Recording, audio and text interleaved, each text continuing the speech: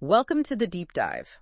This is where we take the sources you're interested in, pull out the key insights, and, well, hopefully help you get really informed without feeling swamped. Exactly. You want that deeper understanding, the sort of aha moments. Thorough, but, efficient. And today we're diving into something quite personal, quite emotional. We've got excerpts from Ravinder Singh's I Too Had a Love Story. Ah, yes. A very well-known book. And these excerpts, they really cover a lot, don't they? They do. We see the portrayal of really strong emotions, love, life, loss. There's this dedication to a lost love right at the start. And the author's own background, which is key. Yeah. Then there's a college reunion, which sounds quite fun, actually. Definitely. And then the main thread, the start of a relationship through a matrimonial site, those early interactions, getting the families involved. All those initial steps. So our mission today, I suppose, is to really unpack all of that. Yeah, to discuss the relationships, the choices people make, the big life events in this material, really get into the nuances. Okay, let's start right at the beginning then. The title itself. I Too Had a Love Story. That past tense. It hits you immediately, doesn't it? It does. And then that dedication to the loving memory of the girl whom I loved yet could not marry. Wow. So right away, you know this isn't just a simple romance. There's love, but there's also loss baked in from page one. Precisely. It frames the whole thing as a memory, a reflection. It sets a tone, a sort of poignant one. Even before the story proper begins, it tells you this love had a lasting impact, maybe a tragic one. Yeah, it really makes you think about how we look back on things. Okay, so the story then kicks off with this college reunion in Kolkata, a group of friends getting back together. Right, and it feels very real, very relatable. You've got Happy, the host, being late, which sounds typical. MP making a big dramatic entrance. And my favorite detail, them sitting upside down on the sofas. Yeah. What was that about? It just screams, old friends, zero pretense. They just fall right back into that easy, slightly chaotic vibe. Yeah, totally. Like no time has passed. It says a lot about how strong those college bonds can be, right? Absolutely. That shared history, the in-jokes, the comfort level, it all comes flooding back. They can just be themselves, even upside down on a sofa. And then they go exploring Kolkata together. Some of them haven't been there before. Right, like crossing the Hooghly River, seeing the Victoria Memorial. Trying the local food, the juice, the sweets, iced tea in those little earthen cups. Sounds lovely. It's more than just tourism, isn't it? It's like they're actively making new memories together, layering onto the old ones. Yeah, reinforcing that friendship in the present. And during this trip, the conversation turns to marriage. Ah, yes. The inevitable topic when friends reunite at that age, perhaps. Perhaps. And you get these different views, love marriage versus arranged marriage, how much parents should be involved. And the practical challenges, too. They're North Indians working in different places. Finding someone compatible isn't straightforward. And Raveen specifically mentions wanting a Punjabi girl. Which tells you something about his own priorities, his connection to his background. It really highlights that mix, doesn't it?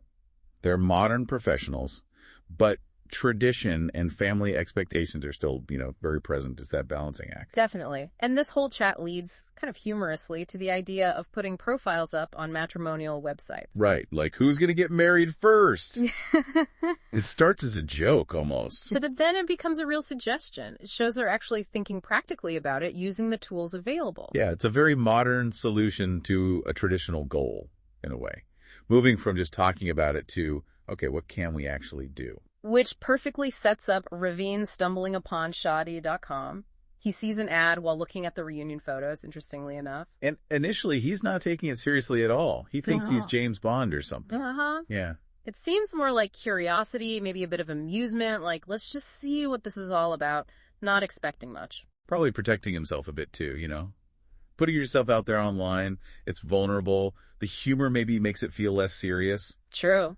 And his first experiences are, well, pretty typical for online dating, I guess. Yeah, rejections, profiles declined, some interactions that go nowhere. And one bad experience makes him almost give up on it. It really shows the reality, doesn't it? It's not some magic bullet. It takes effort, resilience. You got to sift through a lot. But then the SMS. The pivotal SMS. So simple. Hi, I'm Kushi. I received your MS on my other cell. Can you peels call me now? Just like that. And things shift. Their conversation starts formal, but then they find out they share a birthday month and year. Ah, those little coincidences. They can feel so significant, can't they? Like a little sign. Totally. It breaks the ice, creates an instant connection, Something to talk about beyond the basics. Makes it feel a bit like fate, maybe. Exactly. Even if it's just chance, it helps move things along. So they have their first phone call. Yeah. And it's packed with memorable stuff. Like Ravinder being self-conscious. And Kushi being quite direct, asking about alcohol straight away. Yeah, that was old. She clearly knows what she wants, or rather, what she doesn't want. Her values are right there up front. And it leads to this really powerful moment where she says something like, if you are going to be my life partner. Whoa. On the first call. Yep. And Ravinder makes a promise about the alcohol because of it. That call really set the stage then. Her directness, her seriousness about finding a partner, his willingness to respect her values, that's a strong foundation. Honesty right from the start. He must have felt something real, because he then tells his family about her, and he's surprised they react so positively. His mom's happy, his dad's relieved, even his brother's okay with it. How crucial is that family acceptance, especially in their context? Oh, hugely important. Getting that green light from the family, it removes a massive potential obstacle. It probably gave him a lot more confidence to pursue things with Kushi, knowing his family was on board. Big deal. But it's not all perfectly smooth, of course. There's that little tiff they have. Right, about the reading comprehension passages. She teases him, he gets a bit defensive. He overreacts, yeah. But her way of making up is just brilliant. The phone kiss is punishment at the ATM. So unique and playful. It shows she can handle conflict creatively, doesn't it? Diffuse the tension, teach him not to be so serious, maybe. Yeah, it reveals a lot about their dynamic. Playful, affectionate, but also she seems quite emotionally smart. She knows how to manage the situation. We also see them being considerate, like agreeing on late night call times, respecting each other's routines. Small things, but important. And then Kushi starts vividly describing their engagement before it's even planned properly. The venue, her sari, their secret signals on the terrace. Wow, she's really invested already. They both are, clearly. That detailed fantasizing, it shows they're seriously picturing a future together. It's not just casual anymore. And we get more lighthearted moments, too. The little debate about lipstick. Yes. And the prank Kushi and her sister pull on him over the phone. Those moments of just being silly and laughing together, they're essential, too, aren't they? Absolutely. Build connection, reduces stress, shows they're comfortable enough to be goofy with each other, keeps things fun. Then plot twist Ravinder suddenly has to go to the U.S. for work. The long-distance challenge appears. We don't hear loads about Kushi's reaction, but it must have been a test for them, right? Definitely. Suddenly having to manage time zones, rely solely on calls and messages. It requires real effort to keep that connection strong when you're physically apart, especially early on. For sure. It would have tested their communication, their trust. Okay, fast forward. The big moment arrives. The first meeting at the airport. Revan's nerves are palpable. He's totally overthinking it. Haven't we all been there? The anticipation is huge. And they meet. Mutual shyness. But then the handshake. He describes it as magical, and her eyes captivate him. That first physical connection, it's where the virtual becomes real. All those things you can't get online, the presence, the actual eye contact, that first touch, it confirms if the Stark is really there. It seems like it was, because Kushi sends him that text shortly after. You are damn hot. So bold and playful. A great way to break the ice and just put her attraction out there. Totally. That kind of directness, that playful flirting, it really ramps up the intimacy, makes things feel exciting and mutual. The car ride back sounds surprisingly comfortable, too. The right music, easy silence, Girish teasing them. Like they just fit. That comfortable silence is a big indicator, isn't it? No pressure to perform, just being together feels natural, suggests real compatibility. And when they get to the hotel, Kushi's first thought is about her sister, Niru. A small detail, but telling. Shows her priorities, her caring nature. She's not just lost in the romance. Her family connections matter. Speaks volumes about her character. Then they have those few moments alone in the hotel room before the families arrive. Intense moments, right? Her happiness at him being there whispering, I love you. But then Girish interrupts, and Kushi suddenly panics about being late for the family meeting. Reality bites? Classic early romance. That bubble of intimacy keeps getting poked by the outside world. You've got the intense connection, but also the practicalities, the family obligations. It's exciting, but you have to juggle it all. Ravinder asks her to stay, showing how much he wants her there. That vulnerability is important. And her reassurance about their future, even as she has to leave, it shows her commitment back. Yeah, those exchanges build trust. He shows his feelings. She validates them. It solidifies things, makes them feel secure with each other. Okay, now for the next big hurdle, meeting Kushi's family. Ravin's got lines rehearsed. He's nervous. The classic meet the parents stress. You want them to like you. You worry about saying the wrong thing. It's a big deal. But her mom sounds lovely. A warm welcome, traditional greetings. It's huge. A positive reception from the parents, especially the mom, can make such a difference. Sets a good tone, signals acceptance. Huge relief for them both, probably. And then the food starts coming and doesn't stop. The legendary Indian hospitality. It's a sign of warmth, of welcome, making the guests feel cared for. But, yeah, trying to eat everything politely can be a challenge. Kushi takes her time appearing. Neeru teases Ravin. It feels like a lively, comfortable family scene. Yeah, you get a sense of their dynamic. Playful sisters, Kushi looking lovely in traditional clothes, Ravin clearly impressed. It paints a picture of a warm, close family. He meets other relatives too. Amidi, Pushkar, different personalities. Which is good, right? Seeing the wider circle gives you a better feel for the family environment, the network she comes from. Helps understand her better, too. Then they ask him if he can cook. Ah, the cooking question. What's that really about, do you think? Maybe checking if he'll pull his weight.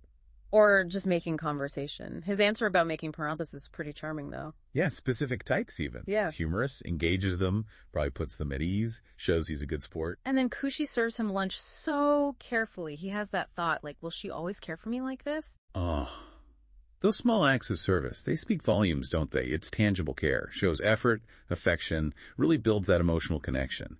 He sees it as a sign of her nurturing side. They hatch a plan to get some more alone time, using his college friends as an excuse. And Amidi helps them out. Nice.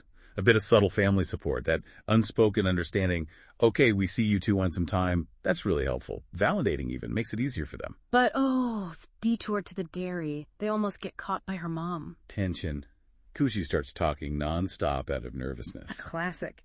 But those moments of shared secrets, navigating tricky situations together, they can actually bring a couple closer, can't they? Yeah, like, phew, we got away with that. Creates a shared experience, a little conspiracy, builds teamwork. Back at her place, he briefly sees her room, her clothes on the bed. She gets embarrassed. Another step in intimacy, isn't it? Entering each other's personal space. It signifies growing familiarity, letting defenses down a bit. Normal to feel a bit exposed. They say their goodbyes. Kushi whispers about the dairy plan still being on. The anticipation builds again. That promise of private time, knowing it's coming, it definitely fuels the excitement and connection. Makes the eventual time together feel more special. They tell the lie about IMS tutoring. Neeru nearly spills the beans. Navigating family can be tricky. It really can. Keeping secrets, even small ones, adds stress. There's always that risk of getting caught, causing awkwardness or worse. Highlights the tightrope walk sometimes. So they finally get away. In the car, heading to the hotel, things get more intimate. Kisses. Ravin double locks the hotel room door. Soft lighting. Setting the scene. That physical affection, seeking privacy, it's a clear sign of the relationship deepening romantically, building that physical closeness alongside the emotional bond. But Kushi soon realizes people will be wondering where they are. Back to reality again. Right. You can't stay in the bubble forever. Got to balance the private world with the public one, the responsibilities, the family. It's essential for a relationship to actually work long term. It's then Kushi expresses her trust in him, and he says a heartfelt, I love you. Big moments. Those verbal declarations, they solidify things emotionally. Saying the words, expressing trust, it's vulnerable, but so important for building security and commitment. And almost casually, his U.S. trip is confirmed again. Looming separation. Always there in the background. Maintaining that connection across continents takes real work. Constant communication, trust, finding ways to feel close despite the miles. Okay, next scene. Chaotic car journey, family outing vibe, and Kushi's mom spots the ring Raven's wearing. Whoops. Unplanned reveal. How did that happen? He'd bought it already, I guess. But yeah, sudden discovery, adds a bit of drama, speeds things up maybe. These unexpected moments become part of the story, don't they? The accidental reveal makes it more memorable. Then we have the parents meeting at Raven's place in Burla. Awkwardness, language barriers. But they try hard to connect. And they find common ground, talking about shared values, worrying about the kids. Even if Ravin doesn't fully agree with all their views, he goes along with it. That's significant. It shows his commitment to making it work, to building harmony between the families. Bodes well, despite the differences. Finding that common ground is key. And then the engagement is officially set. Faridabad, Valentine's Day. Very romantic. And Kushi is super excited, involved in planning, obsessed with candle pots. Her mom finds it funny how happy she is. That shared planning, the anticipation of a big milestone like the engagement, it really cements them as a team, doesn't it? Builds excitement, shared purpose. Lovely. Ravine, meanwhile, decides to make her a diary instead of just sending an email. A very thoughtful gesture. Much more personal. And they keep communicating online while he's in the U.S. She sends him surprise photos. And he's completely overwhelmed by them. His reaction shows how deep his feelings are. Those gestures are lifelines in long distance, aren't they? The diary, the photos they show, you're thinking of each other, making an effort, keeps the intimacy alive when you can't be together physically. Hugely important. So, Ravine finally returns to India. Anticipation is high. He finds flowers and notes waiting in his hotel room in Faridabad. A sweet surprise from Kushi. That reunion after being apart, it's always intense, right? The whistling makes the being together even sweeter, reaffirms everything. Kushi comes to the hotel, even though he's not feeling well. They talk about wedding dates, settling in Delhi, building that future. Just those normal couple conversations, planning life together, and he gives her a gift, the purple outfit. Yeah, and she loves it. Promises only she will wear it. It's these everyday moments, the care when he's sick, the gift exchange, the future plans that really build the solid foundation of a relationship. It's not just grand gestures. It's this consistent showing up for each other. He then meets her father and nephew, Dayan. More family integration, warm welcome, easy conversation. It seems like he's really being embraced by the whole family now. That feeling of acceptance, of belonging, it must make the relationship feel much more grounded and secure. They all go on an outing to Hirakud Dam. It's beautiful, the parents enjoy it, and the ring ceremony date gets officially locked in. A lovely shared family memory. Celebrating the commitment together in this beautiful place builds that shared history, strengthens the couple's identity within the family structure. And then we get to the last phone call before the accident. Oh, boy. Kushi is just bubbling with excitement about the engagement. So happy. The pure joy. It makes what comes next just gut-wrenching. That contrast. It really does. It's such a stark reminder, isn't it? How fragile happiness can be, how precious those moments are. Yeah. You're caught up in the joy, the anticipation, and then life just throws something devastating at you. The phone rings. It's the call telling Ravine about the accident. The details are just horrific. The cab hit by a truck, the driver killed instantly, Kushi in the ICU, severe blood loss. It just stops you cold, shatters everything we've just followed, leaves you with this awful sinking feeling. Yeah. It's a brutal reminder of life's unpredictability. How a story, even one so full of love and hope, can take such a sudden, tragic turn. The vulnerability of it all. So this deep dive, going through these excerpts, it's been quite the emotional roller coaster. From the fun reunion, the sweetness of falling in love, right up to this absolute devastating cliffhanger. It forces you to think about, well, everything differently. Love, loss, fate. Hopefully for you listening, exploring these details has offered some insights into relationships, family dynamics, how quickly life can change. And we've really only scratched the surface of the full story here. We end on this precipice, this moment of shock and uncertainty. So maybe a final thought to leave you with. Knowing how this part of the story ends so suddenly, so tragically, how does that make you think about the ordinary, everyday moments in your own life? Does it change how you view cherishing the present, knowing the future is never guaranteed?